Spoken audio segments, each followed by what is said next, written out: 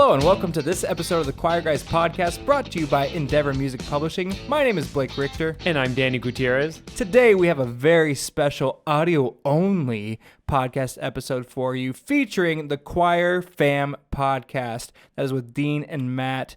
They invited us to join them on their podcast, and we just had a wonderful conversation with them.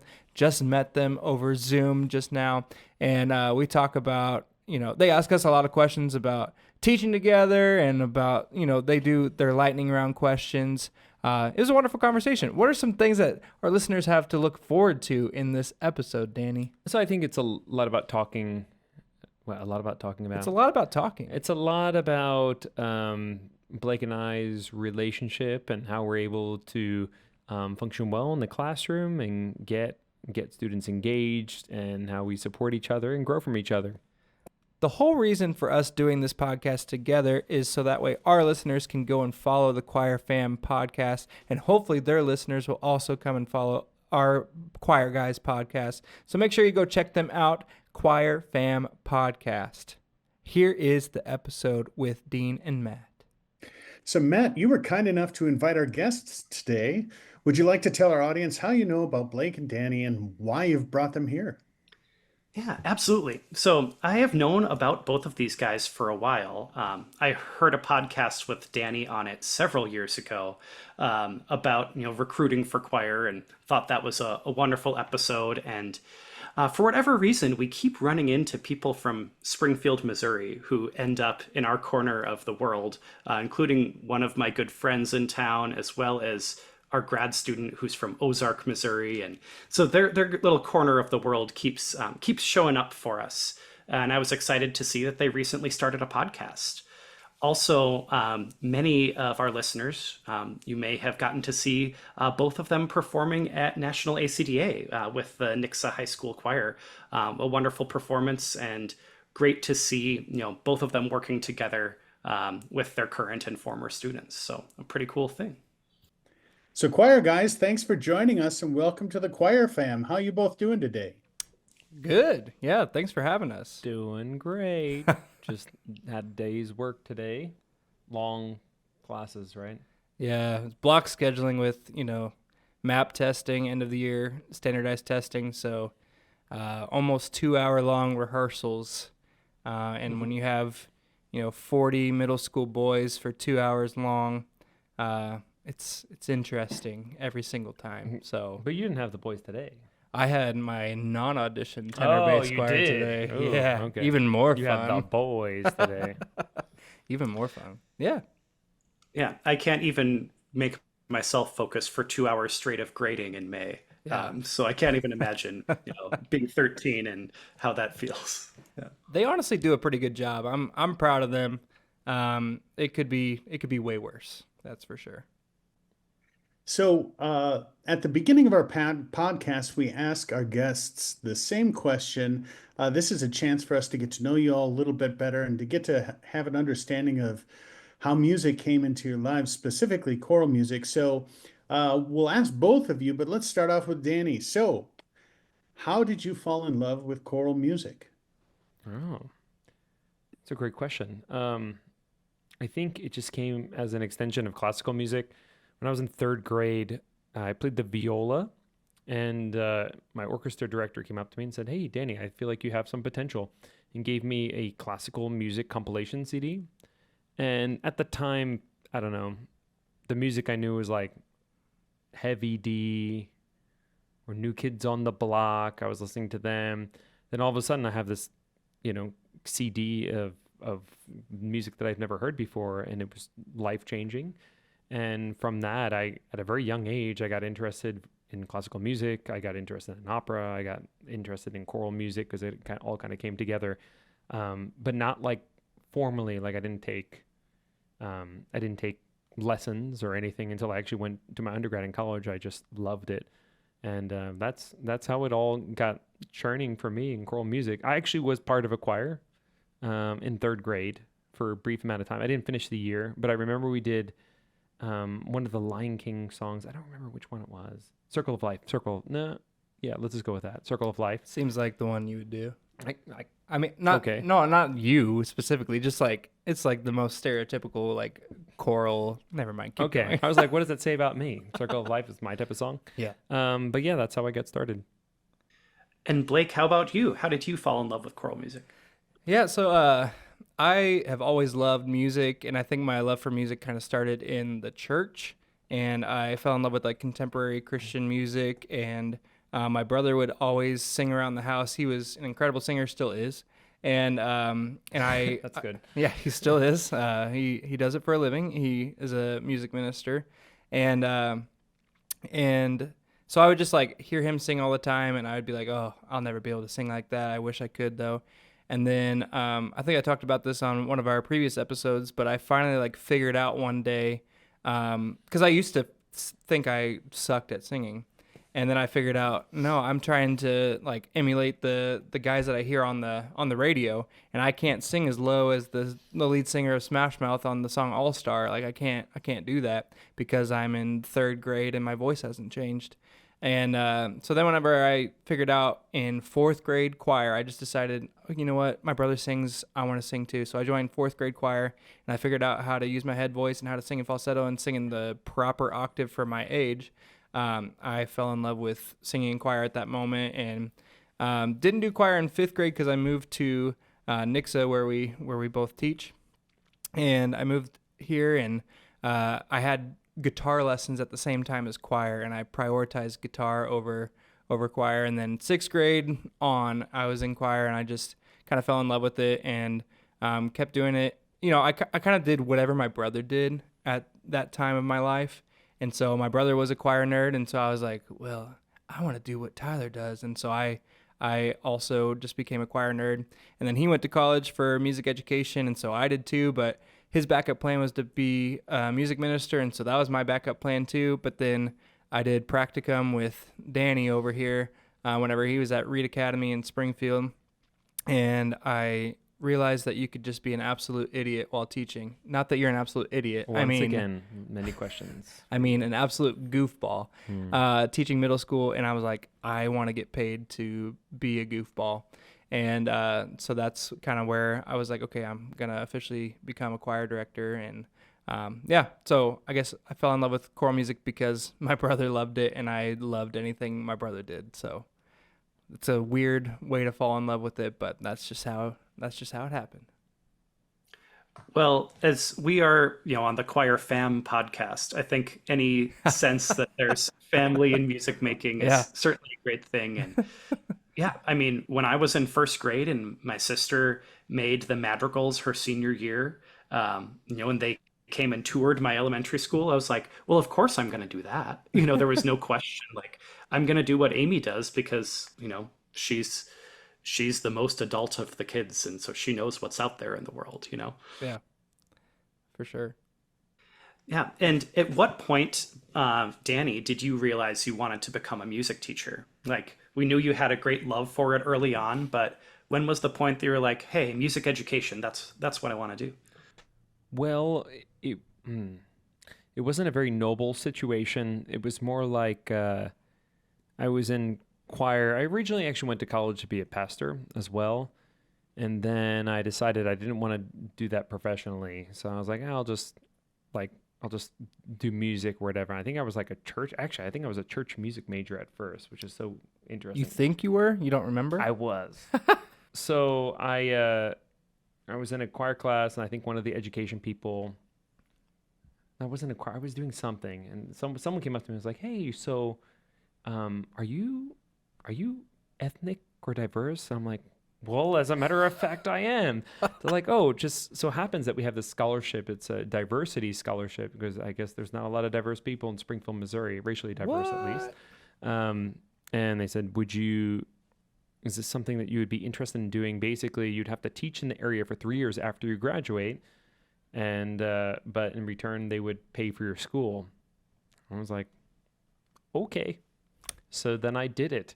And then So he was bribed with money to become. yeah, ironically. And then I had a guaranteed job. So I just did elementary music when I first started teaching, and I kind of liked it. And I was like, oh, I'll just stay here in this area and with this profession because it's fun. it's I wish it was a better story, like of some life-changing experience, but it was simply a young 20-year-old kid just trying to figure out what he was going to do with his life. Ta-da! Who wanted money? And went into the wrong profession for money.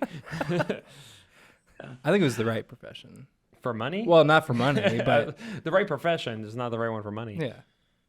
Yeah. Well, I think whenever we meet, someone who wants to major in music and they're not sure how they want to do that. Music ed is the path that they may one day have health insurance. They might not ever have a mansion, but it is the most straightforward of the various paths that they have to pick from. And I think that I mean, if I were a parent, I think that would give me some sense of security. Like I could know exactly what they might do with that degree path at some point. So Yeah. That was definitely one of the reasons why I settled in on music ed and not like I also I like recording things. Like this is a studio in my house, and I thought about doing that. I thought about I wanted the real dream, and it's still a dream. I'm not going to quit my job, but this is still a dream, maybe Well, like over the good. summer. But go and be the drummer for like a contemporary worship band on tour. That's still your dream? That's I don't talk to many people about that, but that is still my dream. I don't know why. It's just fun. Anyway, Well, let's make this happen.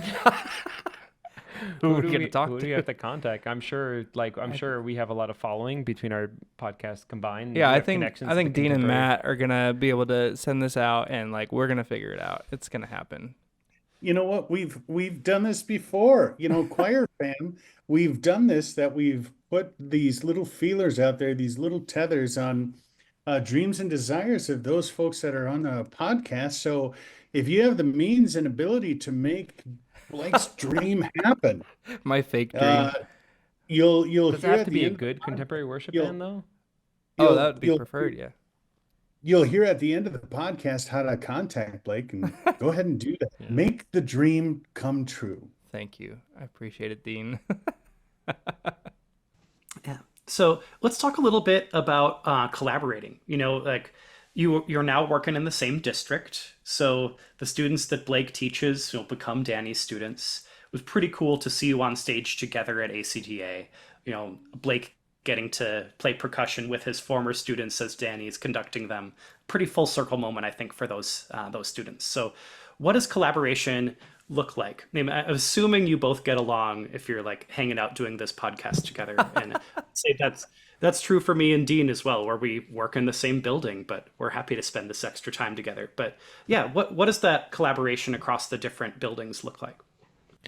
So I start every morning at the junior high, and we co-teach together. So that's the first layer of collaboration, and it's great for many reasons: for alignment in the program, for just familiarity with the students and getting to know them, and hopefully retaining them in choir. But also just so Blake and I have an understanding of each other and how we go about teaching, and that's been an amazing process because it's definitely influenced my teaching, seeing Blake work every day, and just that learning process and that camaraderie that we experience from just teaching together has gone a long way.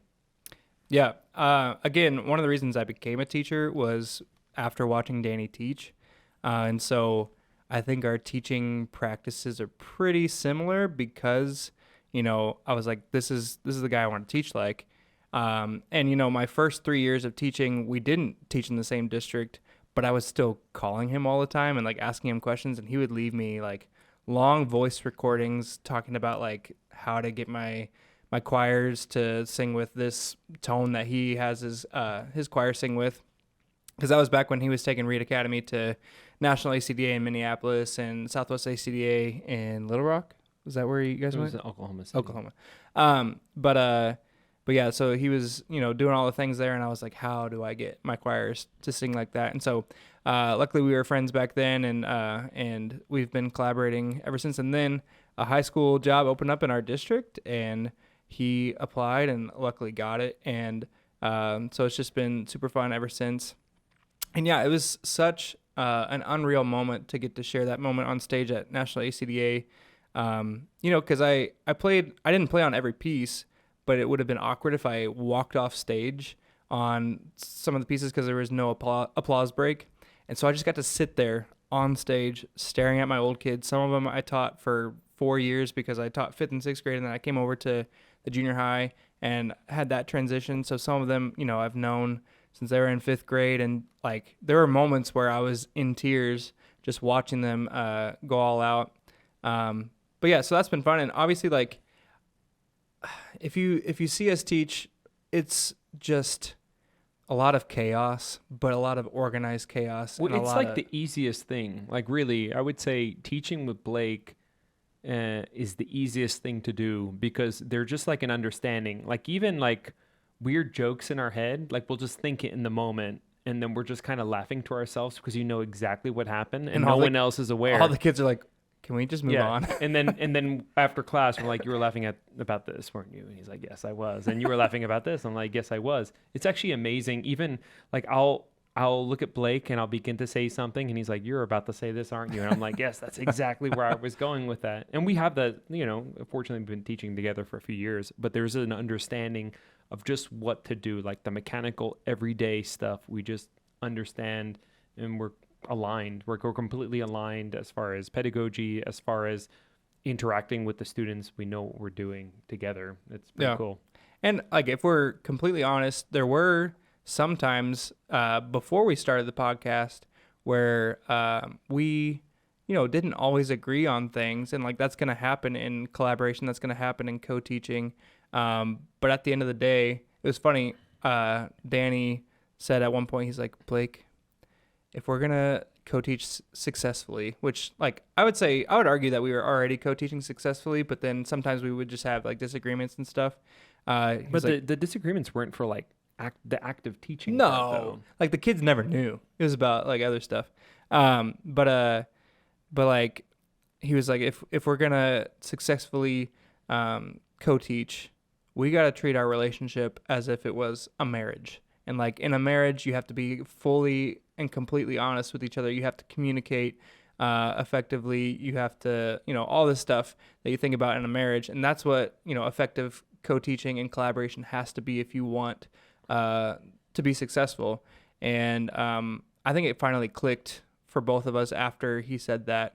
And it was like, I don't know, a few months later, he was like, "I think we should start a podcast." And I was like, I think that would be a great thing for us to like get to continue like learning from each other, but also learn from others, and also keep up this collaboration. And then some of our students, will listen to this and they see that we collaborate together. And so we want them to see like junior high and high school director cohesion from both programs. Yeah, I like that they see that actively, because it kind of shows them how to go about relationships. And I think that counts for every level too, like beyond just like junior high and high school students.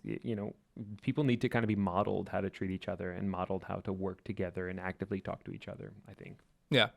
So that's how we collaborate. It's fun.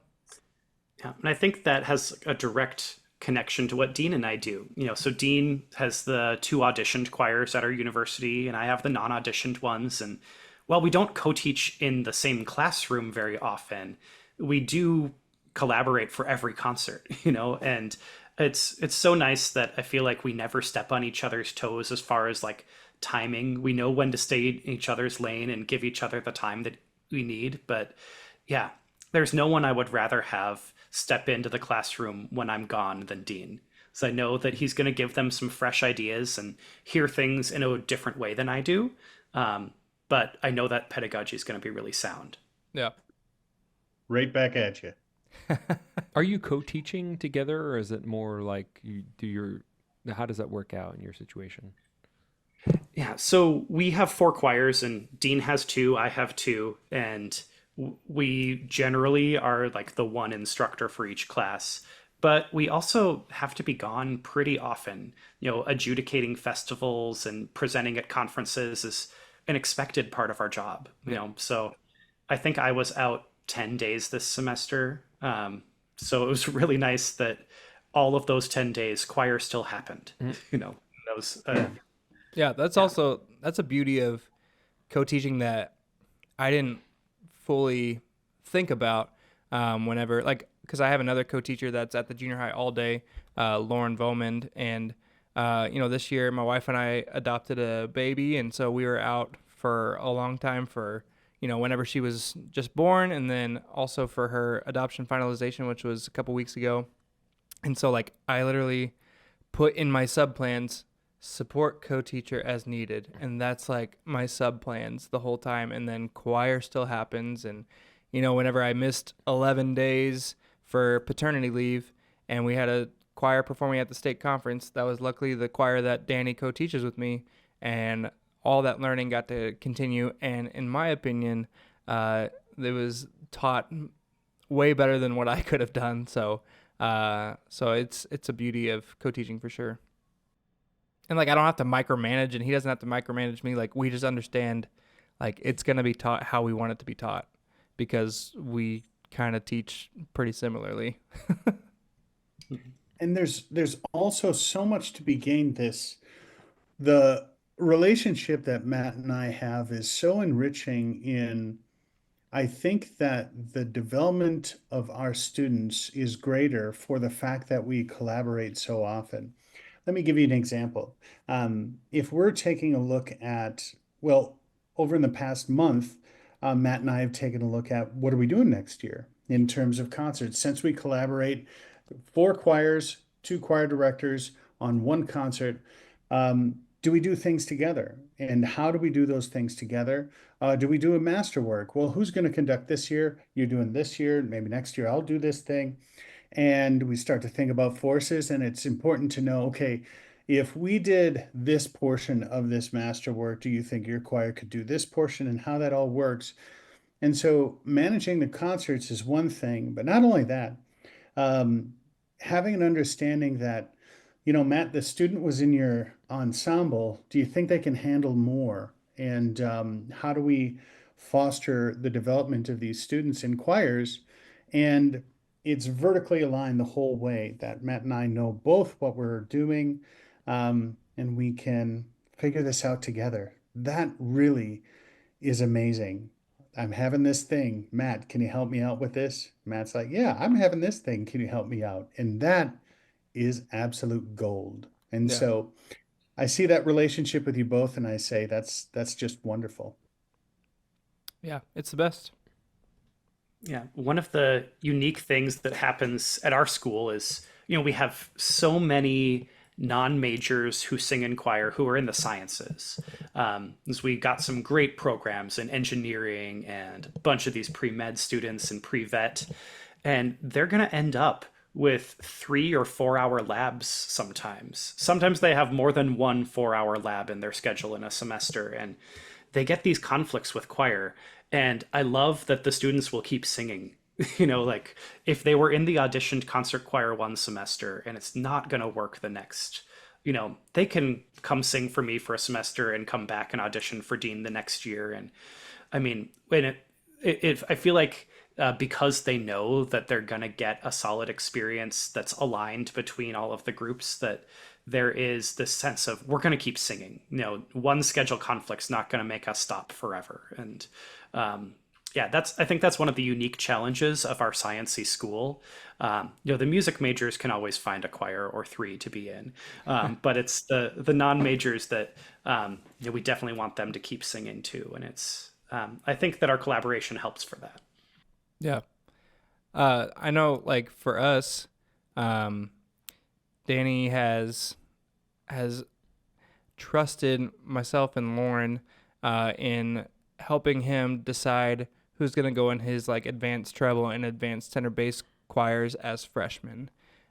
Which that just like it means the world that he trusts us that much, because like I feel like I would want a say in who's coming into my ensembles, but he knows that we're gonna choose people that should be there, and it's nice that we can read each other's minds. And like I'll look at a kid on a roster and be like, yeah, Danny would like that kid in this choir, or no, that kid's not quite ready for this ensemble. I think he's gonna go in this choir instead. So it's awesome.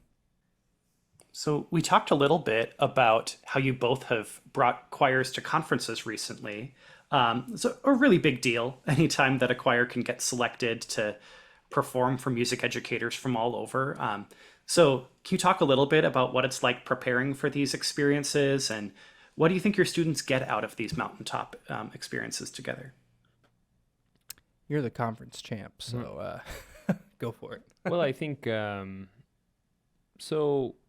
I don't know. I do the conference submissions for a few reasons. One is that I think it's just genuinely a great experience to achieve, like to put a program together and work toward a certain goal.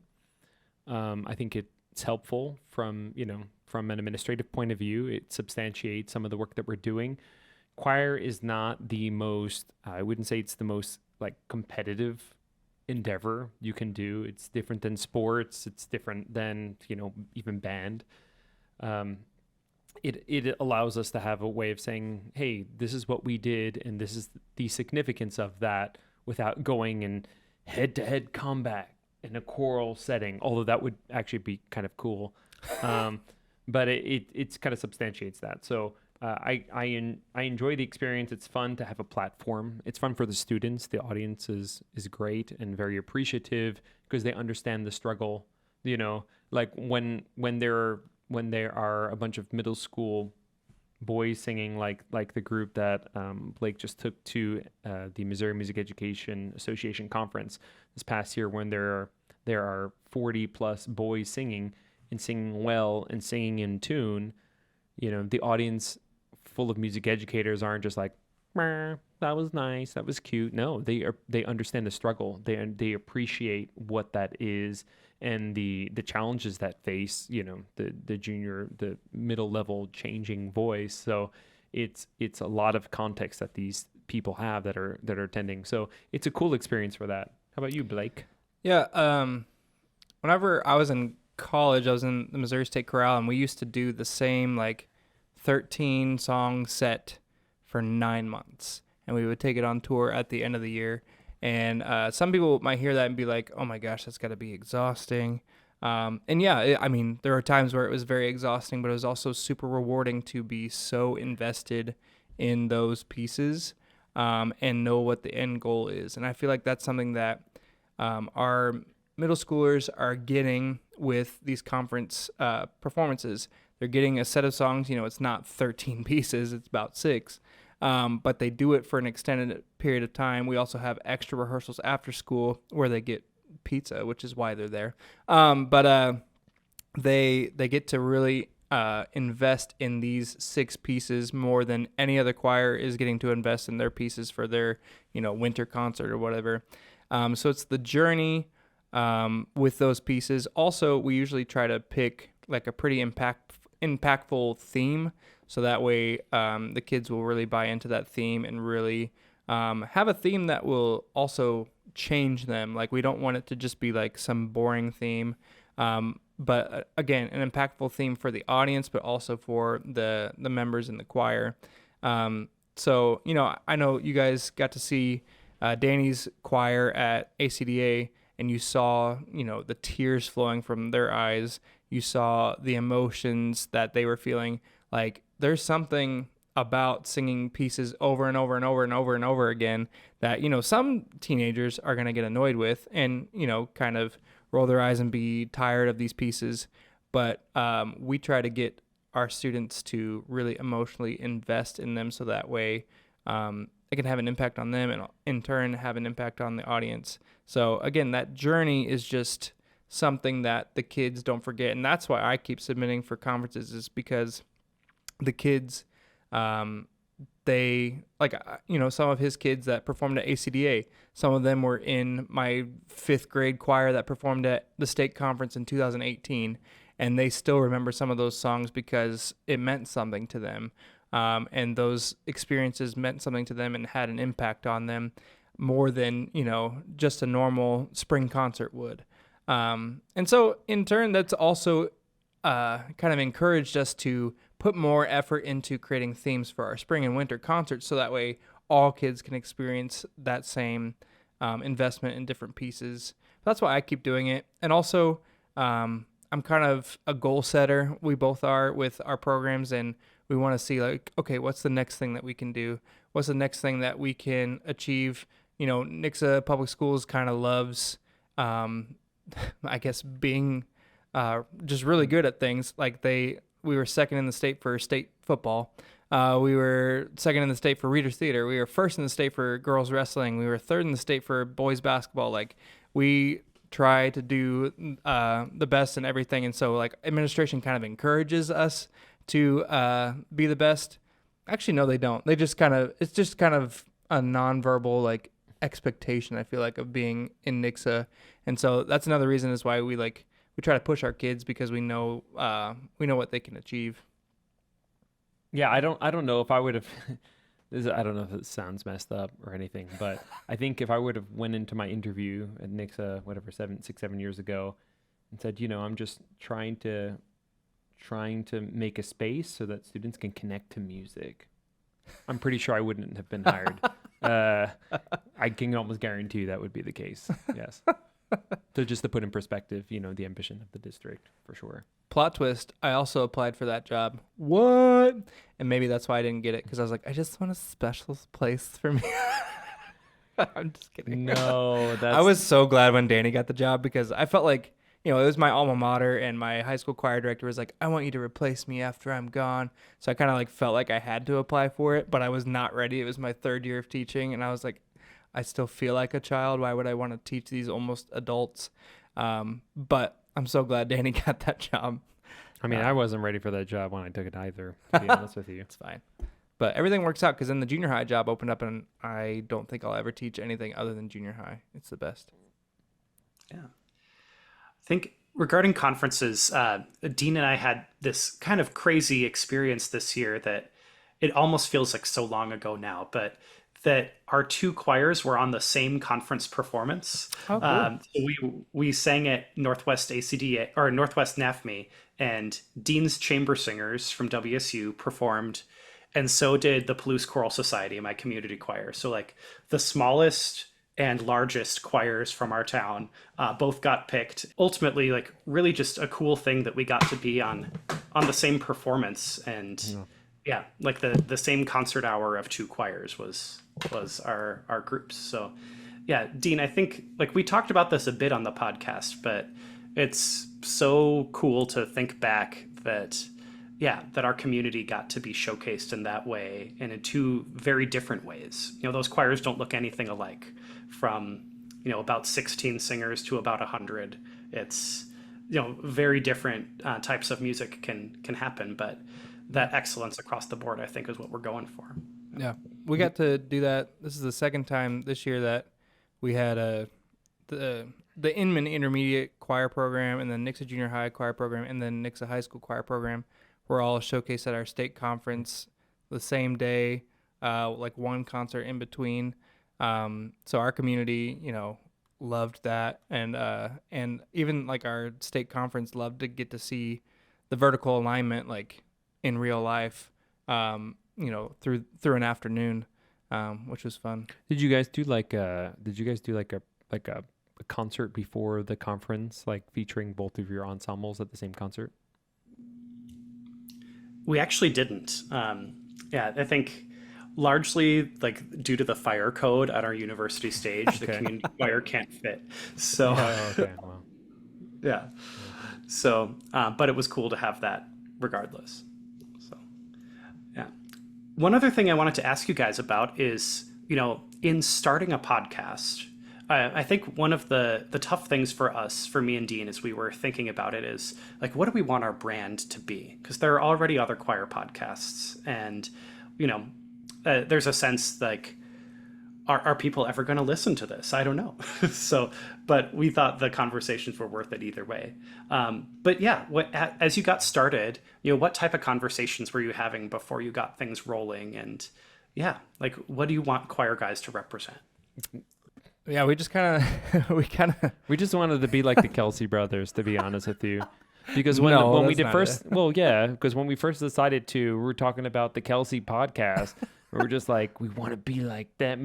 In some regard, that was in the back of our mind. I think we just wanted We just wanted Just to very do, lighthearted. We just and want to do something cool because that's how we are. We're not, I mean, we may be scholarly, but we certainly don't talk like scholars. Yeah, the brand of choir guys is we talk about choir things, but we are very much not serious, and that's how our teaching style is. We're very much off the cuff. So like we'll have a script for our episodes. Today we don't have a script. These iPads are just in front of us as We as put it props today. as a prop. I was like, I don't have anything on here today. Yeah, I think our brand is, talking about this thing that we love so much in a very lighthearted way, because there are ridiculous things that we observe every single day being middle school and high school choir directors, and also like it's just who we are. We are silly, we're stupid, we're goofy, and that's kind of, I feel like if we tried to, we do have serious moments and serious conversations on our podcast, but like we like to be lighthearted and kind of goofy throughout our conversations. Again, like I was listening to the Kelsey brothers a lot on New Heights, before we started the podcast. And then Danny like came to me at breakfast one day at our state conference last year and said, I think we need to start a podcast. And that was like right after I started listening to It was New a very Heights quick lot. answer. He I said, actually, yes. I think you said, really? No, I said, really, I've been kind of wanting to start one, but I didn't know what we should start it about. And now you asked me this, and absolutely, I think that'd be great. And so it was, I set up the space in this studio room, I think the next week. And on the way home from the state conference that day, we had ChatGPT make our logo, and You did everything. a respectable job. Well done, Yeah. Chat. Actually, no, it made our first title of our podcast was going to be like Melodies and Mayhem. And so it made a logo for that. And then Ryan Main, shout out to Ryan Main. He was like, I wouldn't listen to that. yeah, he was like, that sounds terrible. So he's like, what about just like the choir guys? Is that taken? And the choir guys is not taken, but the choir guy is a thing. So luckily there's two of us. So we need to pay him to get the rights to that. I think so. I think we should. Hey, we gave him a shout out just now, the choir guy. Check out the choir guy, everybody. Nice. Well, I tell you what, we are coming to an exciting time in our podcast. It is the lightning round. You think it's time for us to go, Matt? Yeah, let's go for it. So we've got a short series of questions for you, just for the audience to get to know you all a little bit better as folks, learn a little bit about you. So how about for each question, we have Danny go and then Blake. Cool. Yeah, so what is your ideal room temperature?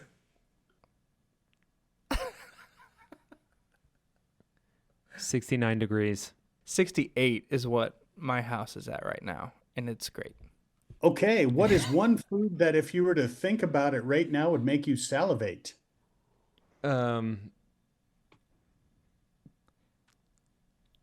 Chicken.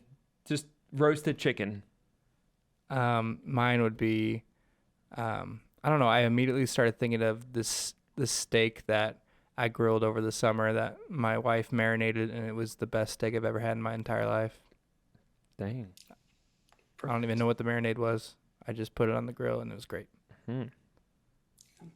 What is your favorite mythical creature? Pegasus. Easy. Isn't everyone's? I can't even think of a mythical creature. Yours isn't the Pegasus? It is now. That is the mythical creature. Perfect mythical creature. I am a big fan of Good Mythical Morning with Rhett and Link, and they have like a random mythical creature. I can't even remember the name. You're nodding, Matt. Do you know the name of their mythical creature that they have created? I don't, but it sounds familiar. Okay. So yeah, that one. I call myself a Good Mythical Morning fan, and I can't even think of what it's called. All right. Next up, what's your favorite season? Fall.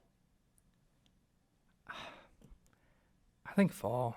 I do like summer because we don't have to work and I can swim and do whatever I want, but So fall's hot. beautiful. So Fall is hot. beautiful and a little bit cooler. What is your go-to karaoke song? Oh, well. That's changed, actually. It's really sad. It's typically rap because I don't want to sing in front of people. But it used to be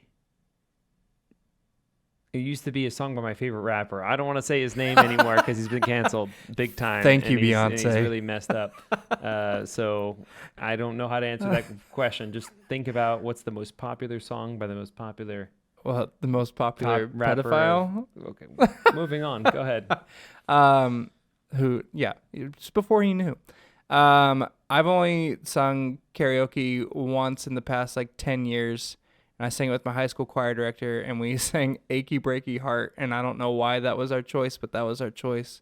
But I think if I had to choose, I would go with Can't Hold Us by Macklemore and Ryan Lewis, which is also a rap. But I know all the words. Nice. What is your favorite teaching trick or hack? Heck yeah. Heck yeah. It's a game I play. It's called Throw Your Friend Under the Bus. You say, all right, you sing. All right, now you have to throw a friend under the bus for them to sing. Then all of a sudden, everyone's under the bus, and we're all comfortable singing alone. My favorite that I use right around this time of the year during block scheduling, because you have to bribe kids with a lot of things whenever they're in there for 2 hours. The main thing that I bribe them with is basically self-torture of myself. They can, if they have great posture or great focus or whatever, they can be picked to throw a ball at my face or to punch me as hard as they can. I don't suggest it. Imagine doing that whatsoever. at the collegiate level. I don't suggest it You would die. whatsoever. This one girl left a bruise on my arm for 3 weeks last year, and then somebody slapped my arm so hard that their fingers were imprinted on my forearm for about a week. So Dang. I don't suggest it, but sometimes you do what you got to do to keep them entertained for 2 hours. Next one. If you had to pick one favorite choral piece, what would it be? I'm sorry. That's. I mean, To sing, to conduct, all the above. I need a little more information on that one. So we talking about? I can go first. Like a while specific. you think. Okay. Well, I have more questions though. Is it just like? Just off the top of your head, what's your favorite? All right, go ahead. Answer the question. I'm a big Susan LeBar fan, and anytime I have the opportunity to conduct Where the Light Begins by Susan LeBar, I'm gonna do it. I know what you should say as your favorite. My favorite choral piece? The YouTube video from my mom's handycam from Paris that you've watched a million times. Oh yeah, who's the? Sacra Religion. I don't even know the composer's name. Though. I forget his name too, and I've met him. It's a cool one. He's some Eastern European composer. I don't think he's still alive though. But I don't know. He was pretty young when I met him 10 years ago. Now for me, it's going to be something more like. I'm sorry. The question is, what's your favorite? Just your favorite choral piece? Yeah, just singing, conducting, anything that gives you the feels. Danny also overthinks things. Well, it's extremely loaded question. No offense to the question. I'm just saying there's a lot to unpack there. Today I'll go with Va Pensiero from Nabucco. Wow. Okay. Verdi. Mid Verdi. That's what's up. All right. Last question. What is one composer you feel needs more attention? Say it on 3. 1. What? Two. I don't know what you're thinking. He's one of our sponsors. 3, 2, 1. Ryan Main. Actually, Ryan Main. legitimately, he probably does. Yeah. He's one of our friends, and he's getting. amazing. I mean, he's getting a good amount of attention right now, but for real. But his just music- in case his choir music- fan people don't know it's him. true. His music is so accessible. It's great for many different things, for sure. Well, awesome. Hey, thanks, guys. With those hard-hitting questions, you still made it to the end of the lightning round. Yay. So, We made it. last thing, if our audience would like to get in touch with you or follow you on social media, how can they go about doing that? Yeah, for our Choir Guys podcast, we're on Facebook, Instagram, TikTok, Twitter, all the things, or X, whatever it is, at the Choir Guys Pod. And then you can email us. I never check our email, so don't email us. You can message us on Facebook. That's the best way. The Choir Guys Pod. And then, do you want to drop your Instagram handles or anything that you post on Never? Just look up my name, Daniel Gutierrez. And I'm at Gutierrez. That spelling. And then I'm at Dr. Richter Nixa, RichterNixa,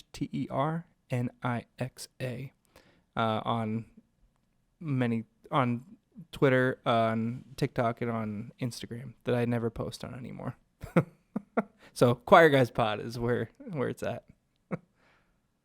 Well, it was great to talk with you today, Choir Guys. We thank you, our audience thanks you, and we're happy to call you a part of the Choir fam. Woo! We made It's an it. honor.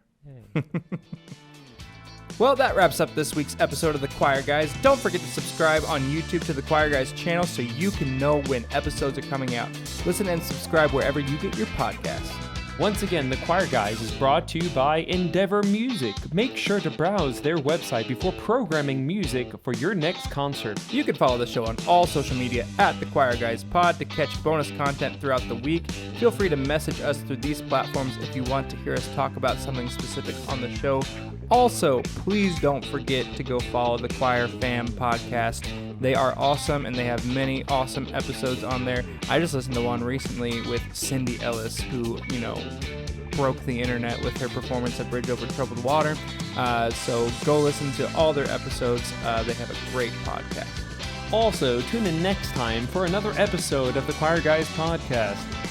The year is wrapping up, and we've got some exciting episodes planned for you all. Wow, you don't sound like you're reading a script at all. I love it. I was trying to make it dramatic. That was good. Thanks for listening. We'll see you next time. Bye.